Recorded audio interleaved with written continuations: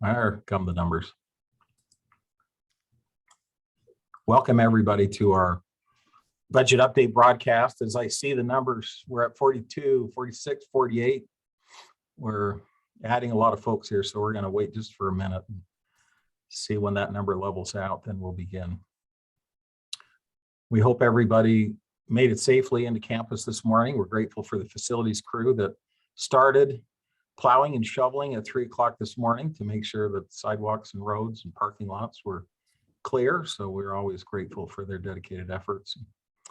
As we've talked about as a cabinet, not very often anymore do we get to have a conversation about snow days and delayed starts and so forth, but we've had a number of conversations the last couple of days and hope that everybody recognizes that you are the master of your safety. So we truly hope for any who don't feel safe to drive into campus that students or employees alike, they would make that choice to be safe and coordinate with students or coworkers, colleagues, however it needs to be handled. But I will confess, having been born and raised in Vermont, where most of the roads were dirt and school buses picked up folks far and wide, and we had a lot of snow and a lot of cold and so forth. They rarely ever shut down the schools. So I sound like my parents and grandparents who had to walk uphill to school both ways, but I'm more of a let's keep things open. It looks like we've leveled off here a little bit at 105 people. So I'm gonna share my screen and slide deck and we'll jump in and start going here.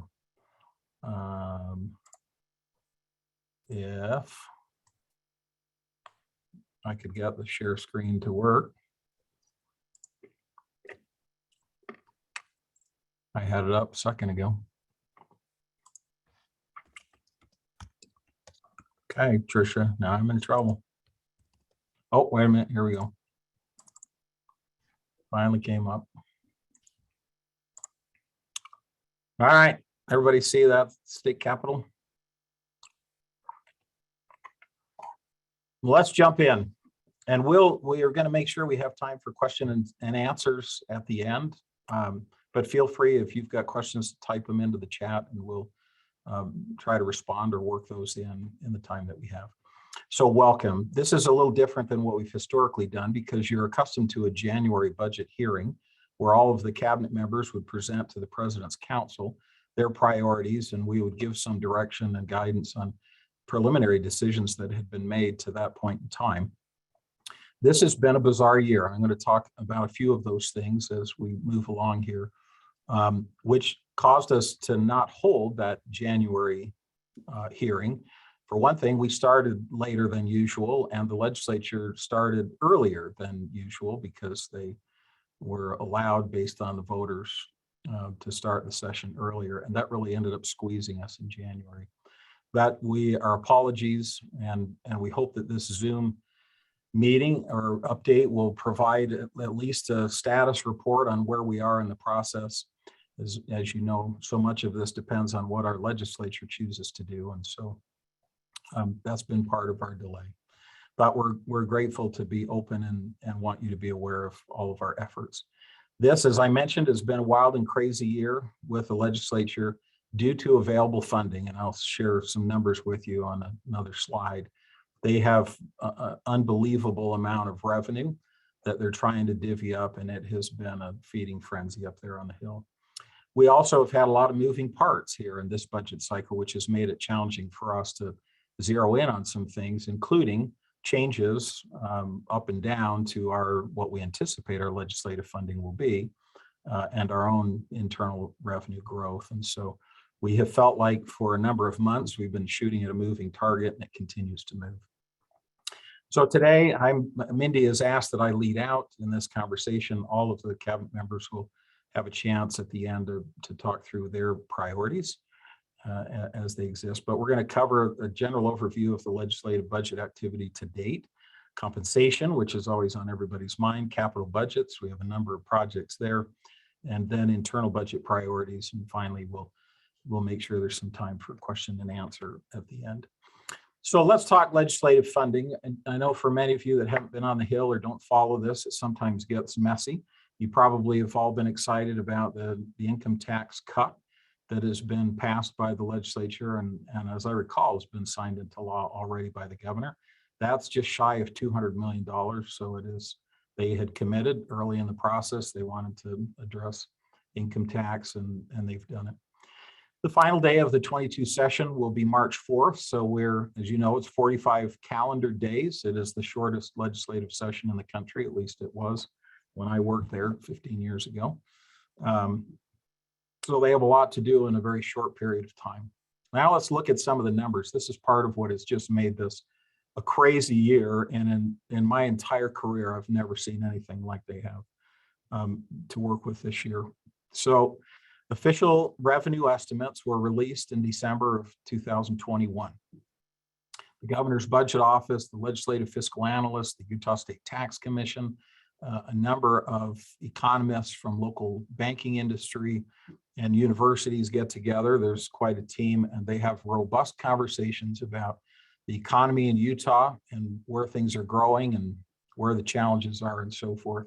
That revenue estimate came back with $1,360 million in new ongoing revenue for fiscal year 2023, which will start on July 1st and beyond. So a little bit on the color of money. There's ongoing revenue, which means it's anticipated that will be recurring revenue year after year after year. And then there's one-time revenue, which is, as it says, one time. $1,864 million in one-time revenue. Most of this was generated by a surplus from the prior fiscal year. This was the worst kept secret on Capitol Hill. Every legislator whispered to every one of their constituents, we got a bunch of money this year. If you have needs, let us know because we should be able to fund it for you. And one of our projects is some flood mitigation funding that I'll talk about later. They received over $6 billion in requests from the state as a whole. And so now they're having to sift through a tremendous number of requests. They also have approximately $900 million left in federal ARPA funds. These are the federal relief funds that came for COVID, the COVID-19 pandemic. They spent some portion last year. They received more, and they're still sitting on just shy of $1 billion. Well, that added up to $4.1 billion in December as they were heading into the legislative session. And then just last week, as they normally do, they will bring that group together to look at revenue estimates once more before appropriating all of the final dollars and signing all of the bills by the end of the legislative session. And they've added to that $4.1 billion, $383 million in additional ongoing revenue for fiscal 23 and beyond, and $432 million in additional one-time funding from current year revenue growth. So they really have $5 billion on the table to talk about in this budget session. I put a note here. I worked for Governor Leavitt, Governor Walker, and Governor Huntsman as the deputy director of the governor's budget office in a previous life. And I remember one year with Governor Leavitt, we had an exceptional year and had $1 billion in both. It was ongoing and one-time money combined, but it was $1 billion. And we really, people came out of the woodwork asking for $1 million here, there, and everywhere. That made that the craziest year I had on Capitol Hill. And I just can't imagine what the staff and legislators are going through, multiplying that by 5 up there this year. One legislator, as Donald Law, President Benson, and myself and others have been on Capitol Hill working with legislators and committees and making presentations and so forth. One of my favorite quotes is that they have witnessed on Capitol Hill this year unmitigated greed was the best way they described it. And I have a sense of what they're dealing with. Well, let's talk about compensation as a piece of this. We have been aware for some time, and I think the rumors are spreading out there, that the legislature actually back in December, the Executive Appropriations Committee set aside $125 million to provide a 5% cost of living adjustment for all state employees, including higher education employees. Our portion of that 125 million is 2.9 million, and that provides 75% of the cost of that COLA. As many of you know or will remember, the legislature only provides 3/4 of any compensation adjustments for us, and anticipate that we'll come up with the other quarter on our own.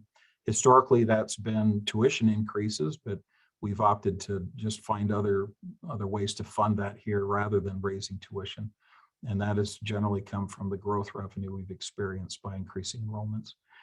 533 million has been set aside or appropriated to us for funding a 6.7% increase in our insurance premiums. We're still working with the insurance companies and don't have a number yet for what our increase may be or may not be.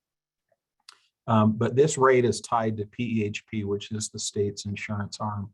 And so they fund at that rate regardless of what the cost may be for us. And then I plugged in a couple question marks here because the legislature continues to discuss and debate market merit retention funding on top of that 5% COLA. And no numbers have been released from that. Part of the discussion has included being very targeted in how those funds could be used. So while I've listed this here as merit market retention, because I think we're all familiar with that at SUU, that it will likely come with some strings attached, that the funding can only be spent on folks who are earning, less than 50% of their stated range or some areas of specific need.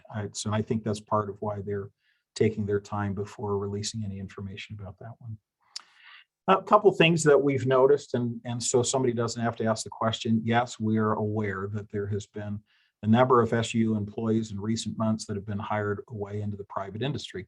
And I think it's a reality that we have to deal with going forward, because LinkedIn and these other social networks and job sites have become really good as folks post out there their resume and their experience. They're being picked up, and most of the folks that I'm aware of who've been hired away from us just had a cold call out of the blue from a tech industry or a business of some sort or another interested in hiring them away. They offer a lot more money than we'll ever be able to afford, and that's the candid truth, and hopefully we'll all have some recognition of that. Some of these folks have been hired away at salaries almost twice what the university was paying them. We can't match those kind of salaries. And as a group, cabinet collectively, we've had this conversation quite a bit, and probably will not try to counter those types of offers. It causes tremendous disruption in our compensation model. And if we decide in one particular department that we're just going to double one person's salary, then everybody else will come in expecting theirs to double as well. So we know this is a piece going forward.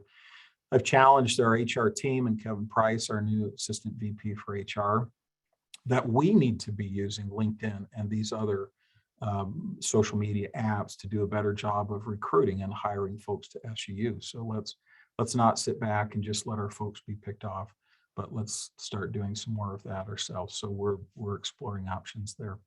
And then student wages has been a conversation this last semester. We know half of the workers in America disappeared. Not sure where they all went and if they'll ever come back.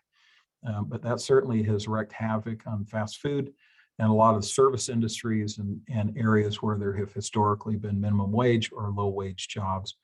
And we've not been exempt from that. We've been pretty pleased as we've been monitoring this and working with the budget office and folks across campus that many departments have frankly handled it internally and have either left some positions open, whether that's by choice or circumstance. I know there's a number of positions open just because nobody's applied or nobody is applying. So dollars have been redistributed to the students who have agreed to accept employment with us. That has allowed the wage rate to go up. You'll hear in some of the priorities from the vice presidents that there still is an effort to look at a budget increase so they can address student wages in their areas.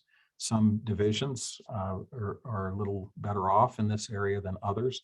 And so we have not had a blanket across the board strategy to address this or frankly, a discussion about let's raise everybody's student wage to $15 an hour or something like that. because much of it's being handled internally. But it is still under review, and we have been looking at a lot of data in this particular area. Here are legislative requests and priorities that we have submitted through our regular process. And when it comes to education in general, or E&G operating budget, we end up having to submit to the Board of Higher Education in August of every year. We've just barely begun a new fiscal year when we have to submit to them what we believe we're going to ask for, or frankly, what we're asking for out of what has become two primary pots of formula-based funding. And this year, we had to submit requests when we didn't even know how much money we were going to receive. And that's been part of the chaos this year. But there is $3.247 million in growth formula funding that we anticipate receiving. This number has been as high as 3.2. It's been as low as 2.6 or 7. We've had a lot of conversation back and forth based on how the legislature calculates this.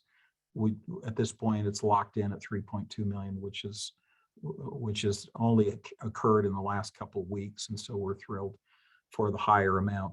2.154 million in performance funding, and probably more of you are familiar with the performance-based funding, because that has been USHE's go-to formula funding mechanism for the last 3 or 4 legislative sessions.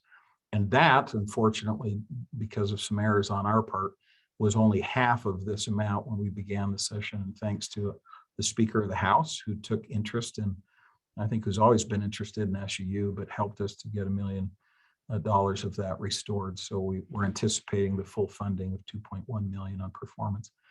That has been approved. That 5.4 million has been approved by the Higher Education Subcommittee. And while we should have a nice warm fuzzy because it was prioritized as full funding for all the institutions in that area, the reality is all budget decisions are made by Executive Appropriations Committee, which is made up of the leadership of both the House and the Senate. And all decisions really rest with Executive Appropriations. So we are still diligent in having conversations on the Hill to try to encourage them to pass those full funding of those 2 formula-based funding models. And on the institutional side, these are SUU dollars. We have $561,000 in ongoing revenue growth from fiscal 21, which was last year. And this is really based on our enrollment from last year. And we're projecting that we may have as much as $1 million in additional revenue from fiscal 22, which is our current year, based on enrollment growth. And this does not include growth for summer. We don't include summer in our projections because we want to be on the conservative side, and then we kind of wait to see what happens in summer. I'll tell you, these 2 numbers are smaller than I have seen in the last 3 or 4 years for us on the growth side. Part not because we've slowed down the growth, although there certainly has been a bit of a slowing of that growth. And I think many of you have been involved in some of those conversations at the cabinet level that's tied to a housing issue. But we have done an incredible job in our team. I can't take credit for this, but we've got a team of folks that meet as a net tuition revenue committee every 2 weeks. And we've developed a model over the last 3 or 4 years that we just continue to fine tune. And I think we've got that fine tuned to the point that we're not seeing big revenue growth numbers outside of what our projections are in the model. And so I anticipate these numbers will be more modest as we move forward. I'm going to talk just a couple minutes about our requests for facilities. And again, this may be a surprise to some of you, but I suspect this has been out there. The first and our capital facility priority is the music building remodel. Our music building was built 54 years ago. And for those of you who might live or work in there or have been through there, it certainly has been well maintained, but is in need of a refresh. And particularly on all of the mechanical and electrical and heating and air conditioning systems that are included in that building. It just is tired and ready for an overhaul. But it is very structurally sound, much like the old business building that is now the geosciences building. there's tremendous value in working on a remodel of that. And this particular proposal includes adding expansion space to the west of that building, 18,000 square feet, which would not quite double the size of the building, but almost double it. That's a $19.5 million project. We've presented to the Board of Higher Education and the Legislative Infrastructure Committee on that project. We're not sure where that one will land. It is ranked today 44th in a list of 79 building requests that the legislature received. So we're certainly not in the top tier of those, which would make us more comfortable.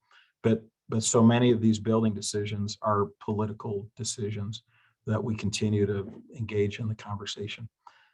We were all quite frustrated, honestly, and caught off guard when one of our sister institutions,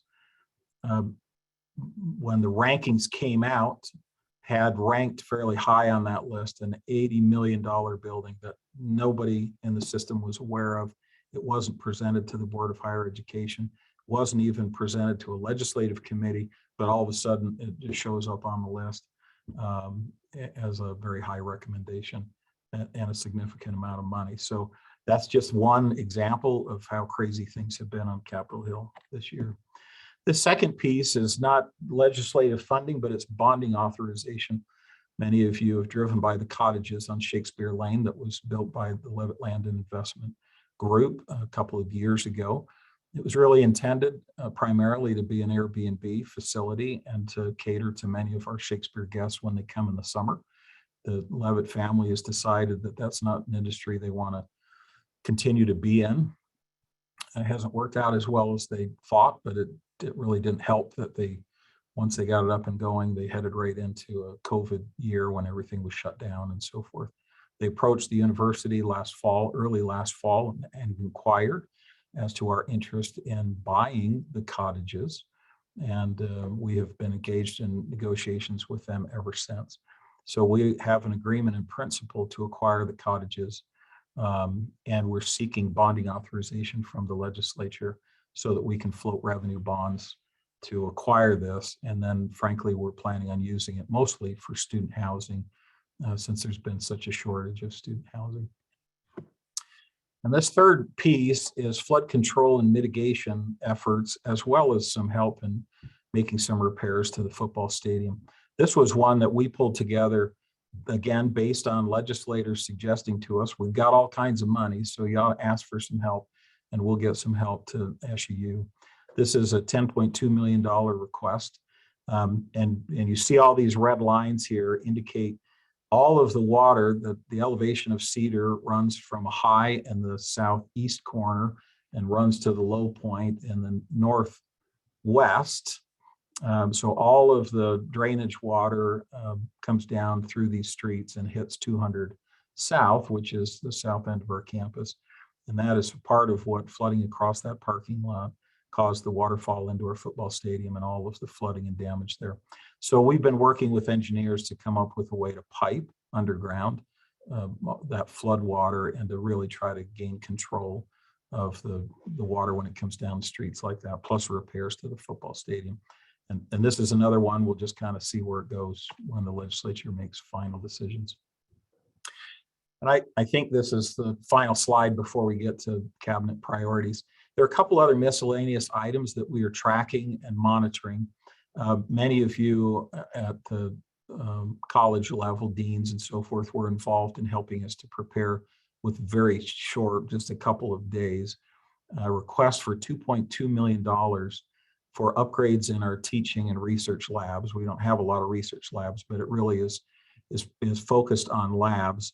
These dollars would come out of federal ARPA funds. They set aside $100 million for upgrades. Our allocation was $2.2 million. We sent in a list that was all of that and some. And I think that we feel pretty positive this will end up getting funded, and we'll be able to make some significant upgrades to many of the labs on campus. $470,000 in operating maintenance funds for the new academic classroom building.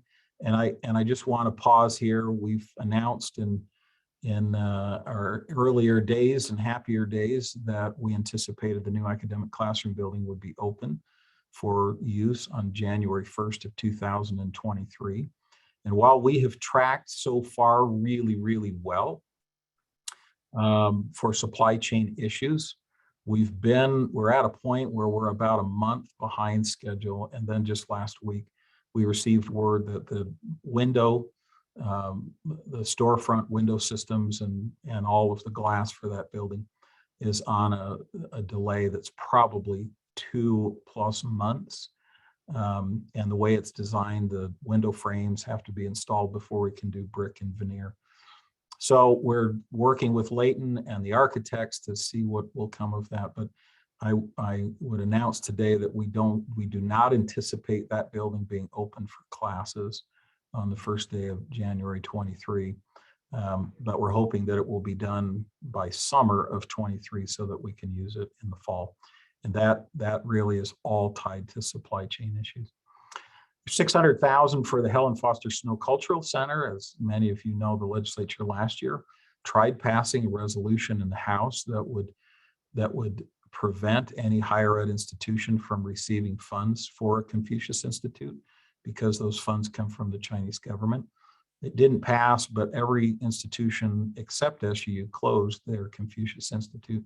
And so we've been in negotiations with legislators to come up with some funding to help us replace the dollars we're receiving through the Chinese government for the Confucius Institute, and have proposed creating Helen Foster Snow Cultural Center. So we're watching that to see how that goes.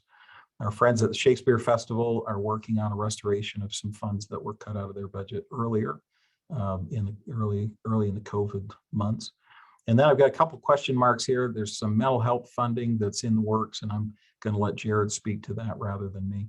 And then there's some funding for rural recruitment of dental students. And this is a piece that probably the Rural Health Scholars Program will receive a little bit of funding for. So those are the major initiatives. Donna Law has been up on the Hill every day, as she is year after year, reaching out. President Benson and I and Stuart and then the provost, have been quite a few of us that have spent a considerable amount of time up there this year working on these initiatives. And we're positive and hopeful because there's so much money up there. We certainly hope that we'll be able to walk away with fistfuls of money. How's that? And finally, that's the end of the overview. And these next few slides are cabinet priorities. And since I'm already talking, I figured I'd just throw mine here, and then we'll turn it over next to Provost Anderson. These are the top items that have come from my division. It's not all of them by any means, but those that are on the highest priority. $260,000 will allow us to eliminate the computer lab general fee. Remember last year, we reduced that fee by half as we worked with the students in truth and tuition hearings and so forth. We committed to them that we would pick up the second half of that fee this year with E&G funds, and that is the top of my list. The second is $92,000, and this is to move 1.5 FTEs who've been paid for from aviation fees into E&G funding. One is a full-time position in the Veterans Center, and the other is a half-time position with facilities. The legislative auditors did an audit of these general student fees, and they continue to look at them with great scrutiny. And this was one of those areas that we were told, you've got to fund these through E&G.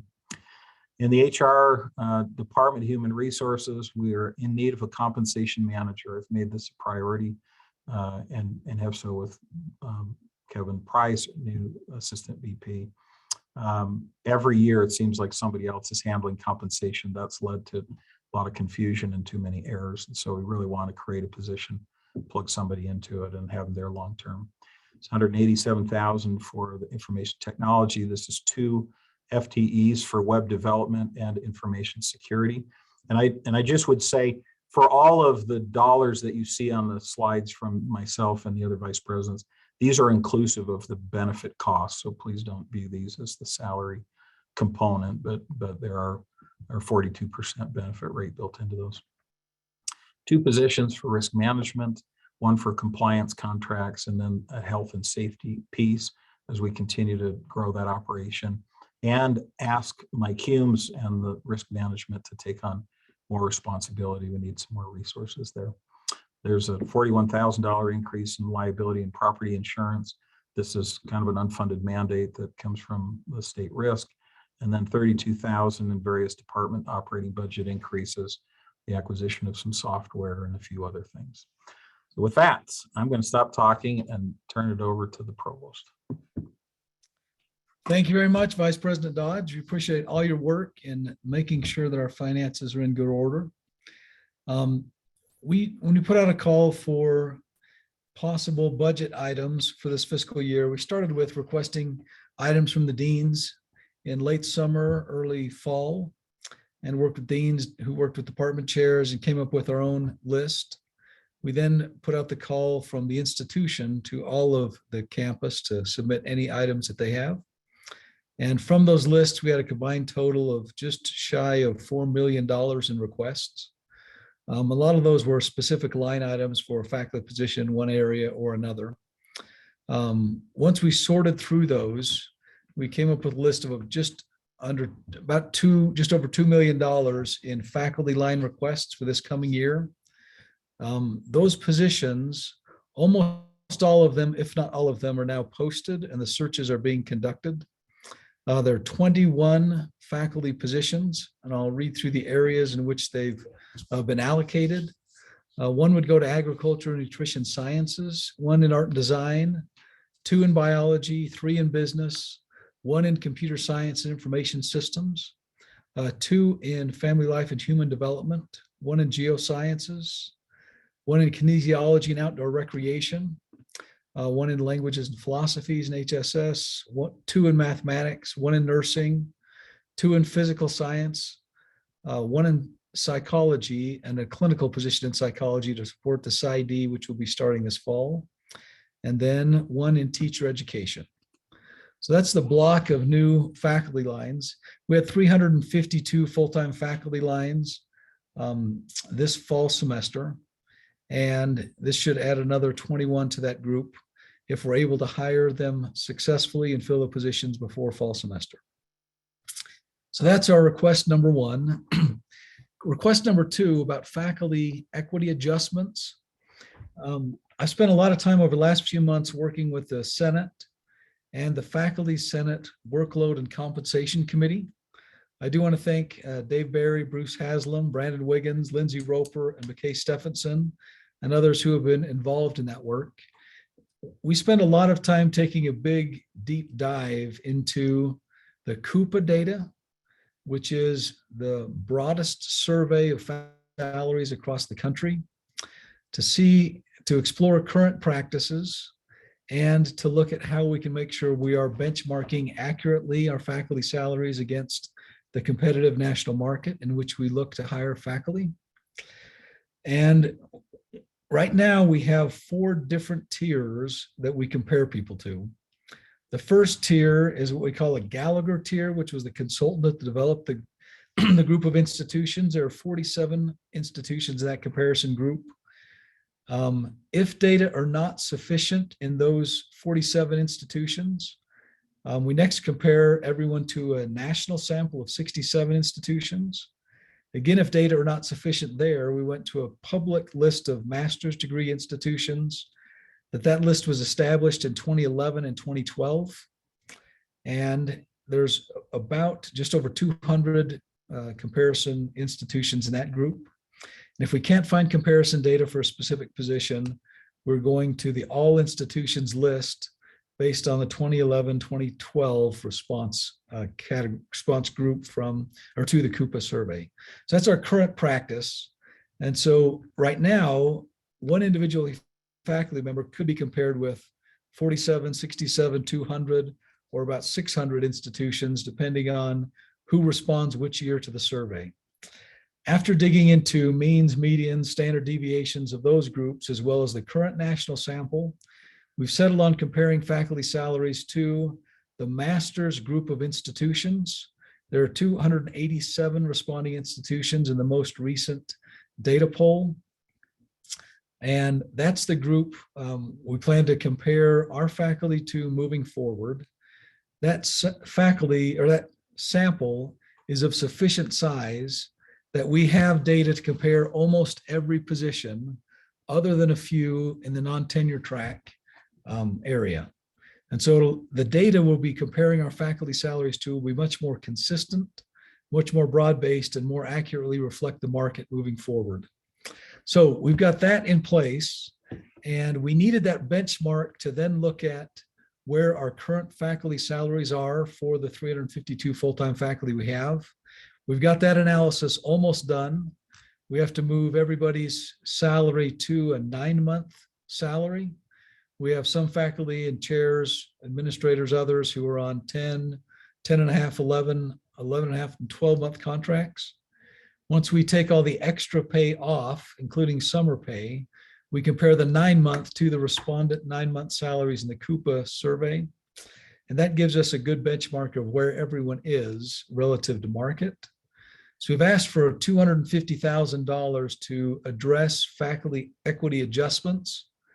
If we allocate $250,000, it would probably take 4 or 5 years to get everyone up close to the median relative to the most recent Coupa data.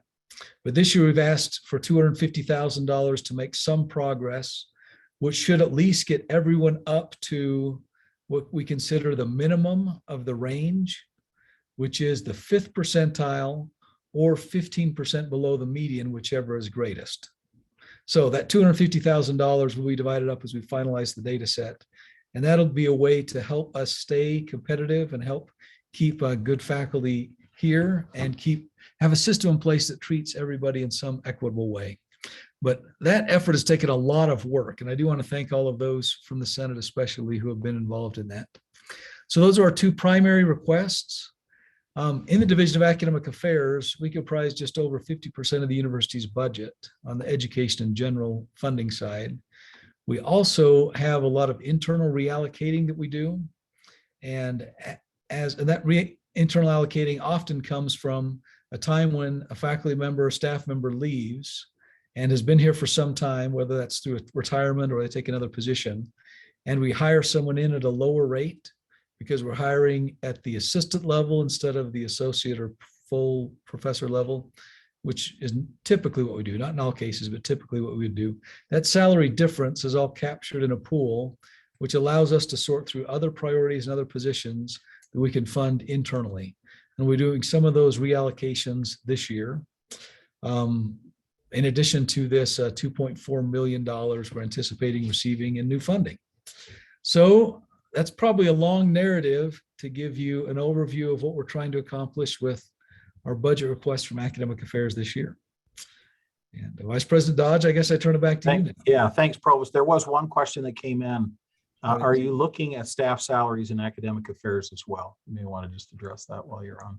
Yes, so we've got Associate Vice President Price, who's now in our HR role. He and I have talked several times, and we've settled on the faculty side a consistent benchmark. And that allows us to do some comparison. On the staff side in the Division of Academic Affairs, we haven't yet settled on a consistent benchmark because for some staff positions, we look locally for talent, some we look regionally, some we look nationally. But that's the next effort, is to find out where we can best benchmark the staff. And once we have that benchmark, we can compare everybody to where they are now and relative to whatever benchmark is used per position. And then we'll be able to try to request money for adjustments there as needed. So yes, that is part of the plan. And we just haven't made it that far down the runway yet. Yep, thank you. And we're having some conversation on the general staff side as well. Vice President Tippett, you're up next. Very good. Thank you. Within student affairs, much like my colleagues across the campus, we have lots of needs. When we submitted a call for requests, they totaled about $3 million, $2.8 million in requests for help. And I looked at this list, and there have been years where I look and think, okay, well, we can push that off for a year or two. And this year, when I looked at that list, we have a lot of needs across the Division of Student Affairs to continue to support the growing population of our students and the changing demographic of our students. And so I wish we had lots and lots of money to dedicate to all those needs. But as we continue to grow, we of course support the commitment of the cabinet to fund more faculty. That's incredibly important to the work we're trying to get done here, educating our students. And we want to support those students out of the classroom as well. I wish, like I said, we had access to that same $3 million to fund all these, but in the end, we'll probably only get to fund about 10% of the requests that, or not requests, 10% of the dollar amount from the requests that have come in. And this is the way that we will prioritize those dollars. Before I jump into this list, Marvin mentioned a request for mental health support at the legislative level. That is independent of the dollars that we are talking about here. That is a request that was brought forward from USHE to seek additional outside dollars from the legislature to fund mental health support for students on a pilot basis. The University of Utah piloted a program last year where they funded after-hours, on-demand crisis mental health counselors to essentially extend their CAPS support for on campus from 8 a.m. in the morning up until 1 a.m. the following morning. So it is essentially 16, 18 hours worth of care. And that request that has gone into at the legislative level is for SUU and Utah State to be the next two schools to pilot that program. And so we would receive a portion of those dollars to pilot it. So that answers those question marks earlier. We're hoping that that request comes through. We'll see. From a student affairs standpoint, these are our priorities. Mental health continues to be one of the strongest areas of need. We will dedicate a significant portion of dollars coming to student affairs for supporting the mental health of our students. We are in the process of identifying the best way to spend those dollars, and so I don't have exact dollar amounts assigned to these yet. President Benson tasked me to put together a task force to put together a campus-wide comprehensive strategy for addressing our mental health needs of our students. And while we're having those conversations, we're also talking about how can we maybe utilize some of these same resources and services to support our staff and faculty as well, the employees of the institution. We are looking at partnering with a third-party virtual teletherapy company. These are becoming incredibly popular and very effective all across the country, colleges and universities, but are using them as are large private sector corporations. What essentially it is an opportunity for individuals who need access to counseling to get online and within a day or two, or however your schedule aligns with the counselor, can get access to virtual Zoom counseling with a licensed therapist in your state. It also provides access to psychiatry and medicine management and 24/7 crisis care when someone just needs someone to talk to. We're really excited about the possibility of that coming online within the next few months. So more to come on that. One of the other commitments that we'll make is to funding positions for those doctoral students who are participating in our Doctor of Psychology program. We will put those great students to good use. They will assist us doing case management work in their early years, doing educational trainings for students. And then in their second, third, fourth years, we'll have them doing therapy for students, running groups, doing educational assessments and a variety of things that will be incredibly helpful for our institution. Each year, the program is scheduled to bring 10 new graduate students to campus. And so within the next 4 years, there will be 40 doctoral students on campus. And then in their 5th year, they go on to doing an internship at another site. Some may stay at SUU to do their internship, but we're excited about this program. We also have a robust mental health peers program that's sort of similar to our ACES program and our LEADS that many of you are familiar with. It's very small, but it's been very productive. And we would like to add more mental health peers to that program and give our senior psychology students some really great experiences they explore either graduate school or some other professional track. Like the provost described, we have our own salary compression issues in student affairs. You'll notice I referenced specifically the SUU police. A couple years ago, we committed to some dollars to address some salary compression issues in the police department. We pay really close attention to what the local agencies are paying for police officers, the Highway Patrol, the Cedar City Police, and the County Sheriff's Department. Well, since 2 years ago, when we did our last adjustment, those other agencies have already gone through 2 additional increases in their wages and salaries, and we have once again fallen behind. As a result, when we have an open position like we have for the last year, we really struggle to compete for qualified candidates to come in and work for our police force because they simply can get better wages by working in the city or county. So we'll address some of those. Marvin talked about student wage increases. Dollars that are available to us, we will look to increasing our student wages. We have some of our very best tutors from the tutoring center, for example, leaving to go work at Taco Bell or some other location. And it really stings when a good organic chemistry tutor leaves us for higher wages. We totally get it. We need to do our best to address that on our end. And that's just one example of many. We launched the LEADS program, which is the sophomore, junior, senior level mentors like the ACES program, a year or so ago. And it has been very helpful for upper class students as they mentor the sophomores and juniors, particularly related to career exploration and a variety of other things that are more higher level, upper level class questions. That has been a pilot program that was initially funded with one-time dollars. We are looking to possibly and hopefully have the money to move them to ongoing E&G dollars. It's, again, student wages primarily. So we're excited about that. And then lastly on my list, I have here the hope to fund a little bit of money for what we call our LEAP program. LEAP stands for Local Events and Programming. In our SU Outdoors program. For years, SU Outdoors has had a very robust SU Outdoors trips program.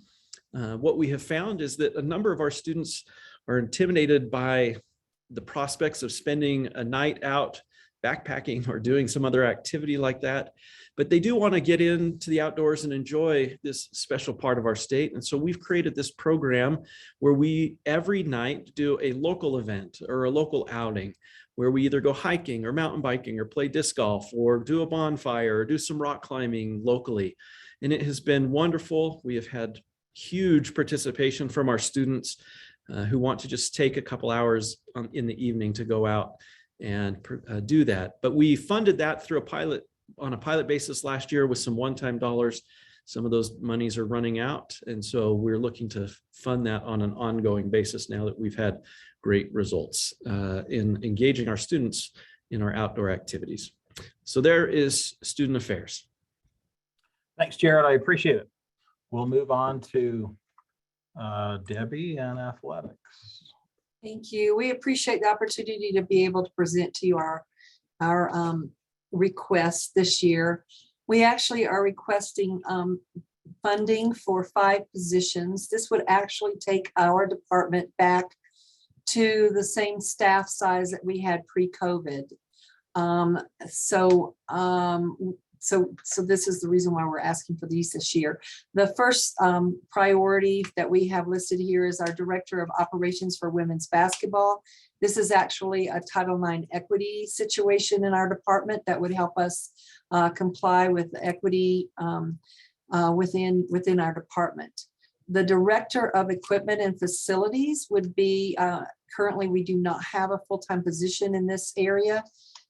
Every year when the audit comes through, one of the things that is mentioned is that we don't have someone on our staff that has the responsibility for maintaining the equipment that we have, all of our uniforms, all of our equipment that we have.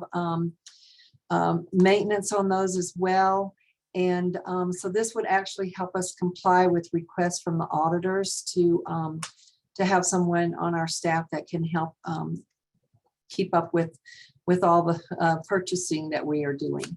The next item is the director of events. As many of you know, we run a lot of events here on our campus. We really only have one full-time person who works those events. We're basically running him into the ground, and this would be an opportunity to have someone to help him so that he can have a night off or a weekend off every once in a while. So that's the reason why we would need that. The other two are really directed towards servicing and providing more resources for our student athletes. The normal best practices is to have an athletic trainer, one athletic trainer for every 50 student athletes that need assistance. We are right now running at about one per 85 student athletes. So we are way behind here. And our athletic trainers, not only, they have to attend all the games, they have to attend all practices.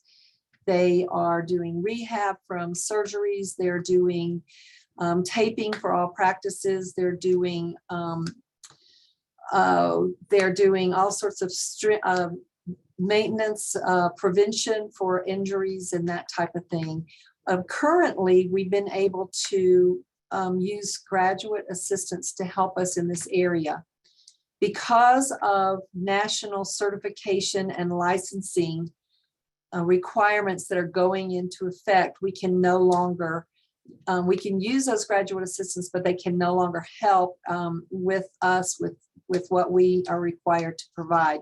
So this is a really big need for us in this area, a full-time athletic trainer. And then the same thing in our sports performance area. Some of you may not know, but teams start doing strength and conditioning at 6 a.m. because of us having to work around classes. We're still working at night. This staff is very small, and this would give us an opportunity to just alleviate a lot of work on our strength and conditioning staff. So as Marvin mentioned, these salaries are inclusive of bonuses and not bonuses, but benefits. And as I said at the beginning, it just helps us to restore our staff where we lost positions during the last 2 years with COVID, and it would get us back on track with where we were then. Thank you. Thank you, Debbie. I appreciate it. Stuart, you are up next. And in the interest of time, saying it's 3 minutes to the hour, I'll be brief. We have 7 requests. 5 of them are personnel and 2 for operating funds. Our top request is for an additional full-time financial aid counselor. As the university's grown some 75% in the last 8 years, there's been a greater and greater demand on our financial aid counselors and also the number of FAFSAs that they process. We currently have 6.5 financial aid counselors handling over 1,000 student FAFSAs, and the industry standard is 700. And so we'd like to add an additional counselor and see if we can get back into national norms. Secondly, we want to add an additional student success advisor in graduate and online. As you know, they have grown rapidly. In the last 3 years, they've grown over 600% from, I think it was about 311 students 3 years ago to just over 2,400 now. So a 4th person would help our averages. We have 3 full-time personnel supporting 2,400 students, and that's simply too many, 800 apiece. And this will bring us down to about 600 students per advisor. Our 3rd request is a social media coordinator, and this position will report to marketing and communications office. They'll assist with all facets of the planning and production of social media content, and they'll work at the university-wide level, including photos and video content, campaign strategies.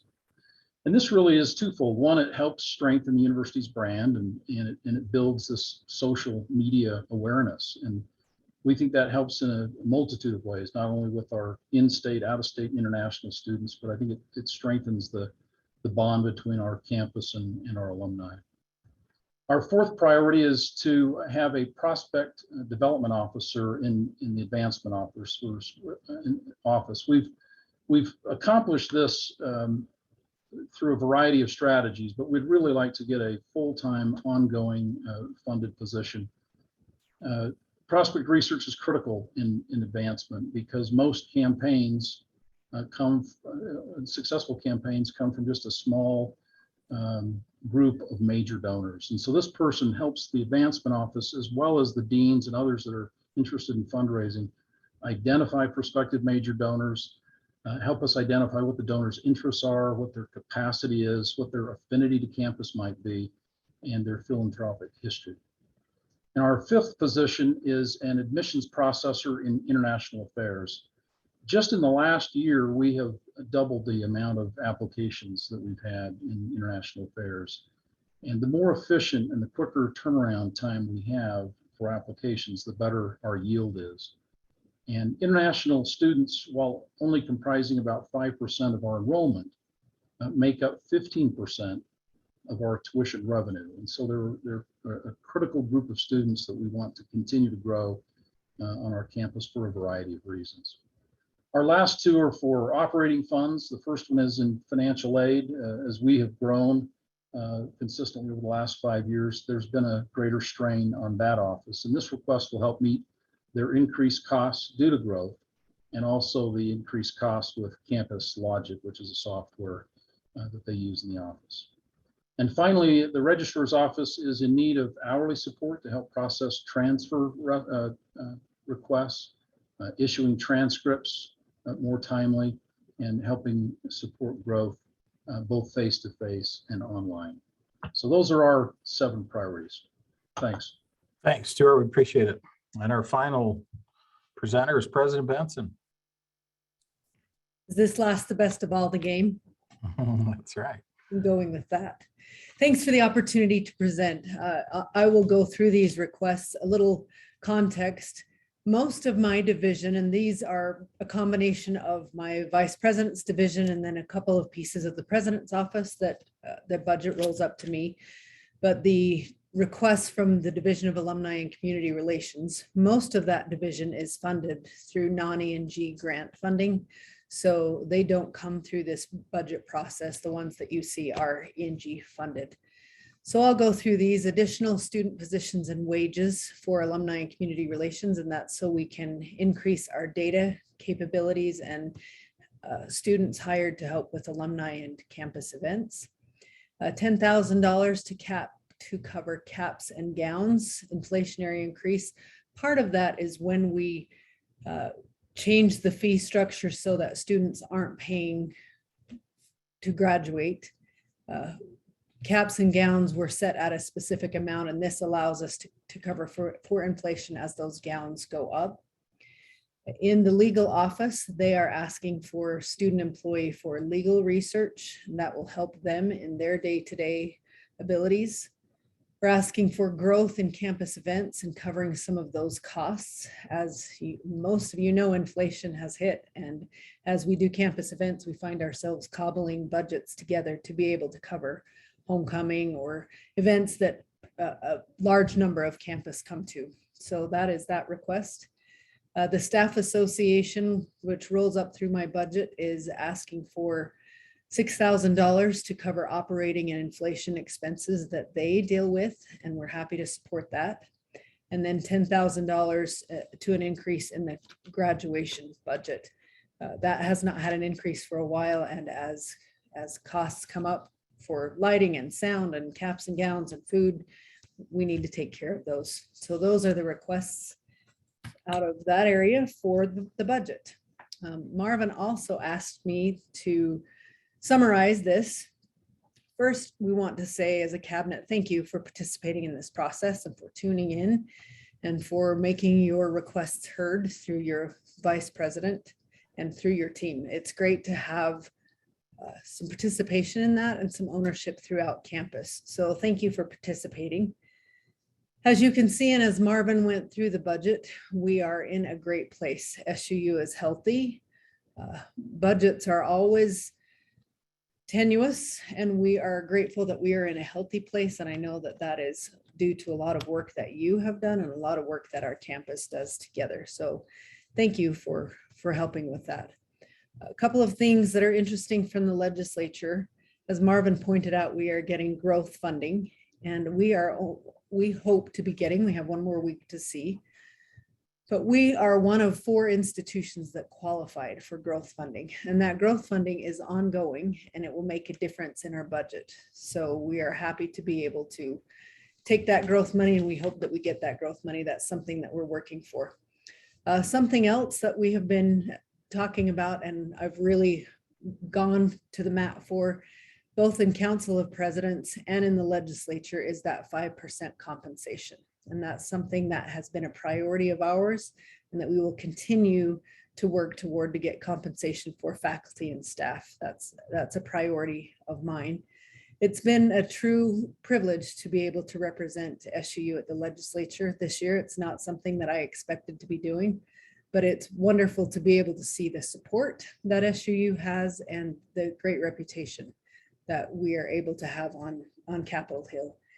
And I want to give a shout out to Donna Law for the work that she's done, and for Marvin and Stuart and John to go up and spend some time on the Capitol. I think it's been tremendous to associate with the legislators. You can see several of the priorities bubbling up through this. Vice President Tippett mentioned that we have formed a task force for mental health. That is a priority of mine and a priority of cabinets, that we want to make sure we help with mental health for our students and eventually for our faculty and staff. That's a priority. Childcare for faculty and staff continues to be a priority of mine, and something that we will work toward together. Tiger and Marvin have a team that they're working through that, and they've run into some snags, but we're working on taking care of that.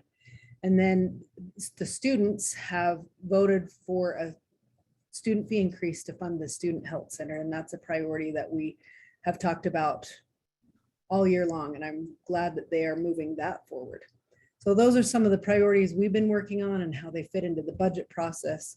It's a terrific opportunity to have some funding that we can go through and make sure that we have a transparent budget process. So again, thanks for all your work, Marvin, and your team in putting this together. And thanks everybody for participating in this. Thank you, President. I appreciate it. And appreciate all. I think the peak number I saw was 145 individuals that joined in. We've had this debate. Our attendance at the January budget hearings had been in decline. And we thought maybe if we did this on Zoom that we'd get a lot more participation. And it certainly looks like that's been the case. I know there've been a couple we're up to our time. I'm happy to stay on and answer questions as long as they come in. We've had 2 come in written that we've responded to. I've responded to a few on text here while we've been going. I guess now Tricia or Bailey, I don't know if there's a way that folks can speak to us, or whether it's just all written or typed for Q&A. And I would just say, please feel free. Sorry, Tricia. Please feel free to reach out to either myself or any of the vice presidents or President Benson if you have thoughts, questions, or want to follow up. Again, this was our intent to provide you an update of where we are in the process. The legislature, as I said, will draw to a close on the 4th of March. So we will really be making most of those final budget decisions in March, scanning into April. And then we certainly anticipate that we would have our annual April budget release, so that you'll have the document that outlines what ultimately was funded in that process. And we've tried to do that certainly before everybody leaves campus. So we'll shoot for that as well. Tricia. Yeah, so for questions, you can type a written question in the Q&A, or if you raise your hand, I can allow you to speak, and you can talk with us all. Thanks, Tricia. If anybody wants to raise their hand, we are happy to field any question you might offer. This must be a slow day. I didn't even share a spreadsheet because I know that puts everybody to sleep. So, well, I'm not seeing any come in unless I'm missing something, Tricia. There've been a couple chats of thank you and thanks for all who have joined in here with us. Looks like a couple questions have come in. I appreciate your efforts to get a 5% raise. I don't mean to be ungrateful, but inflation in Utah last year was 9%. Any chance we can keep up with inflation?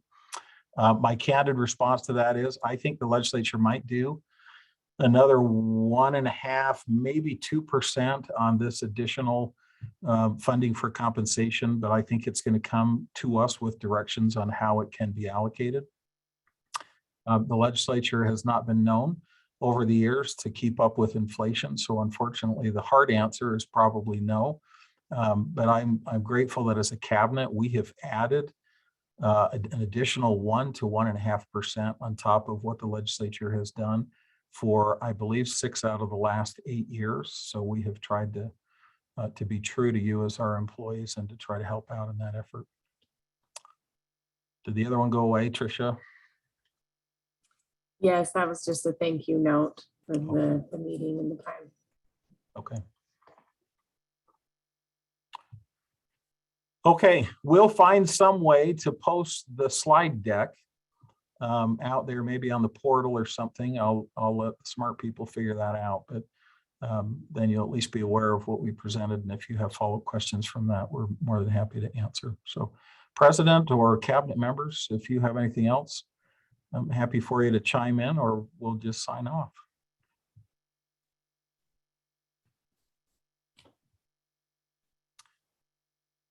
Looks good. Thanks everybody for joining in.